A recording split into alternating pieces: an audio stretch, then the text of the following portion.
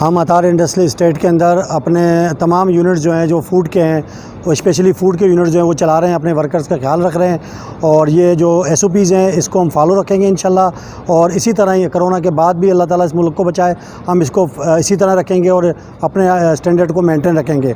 हम अपने वर्कर का और अपनी फूड सेफ्टी का ये ख्याल हम पहले से भी कर रहे थे कि अपने वर्कर्स को फूड सेफ्टी के हिसाब से लोगों को हाइजीनिक फूड दें मार्केट के अंदर, और अब जो है हम इंशाल्लाह इसको मेंटेन रखेंगे अल्लाह ताला। हम अतार इंडस्ट्रियल इस्टेट के अंदर अपने तमाम यूनिट जो हैं जो फूड के हैं वो स्पेशली फूड के यूनिट जो हैं वो चला रहे हैं, अपने वर्कर्स का ख्याल रख रहे हैं और ये जो SOPs हैं इसको हम फॉलो रखेंगे इंशाल्लाह। और इसी तरह ये कोरोना के बाद भी अल्लाह ताला इस मुल्क को बचाए, हम इसको इसी तरह रखेंगे और अपने स्टैंडर्ड को मेंटेन रखेंगे।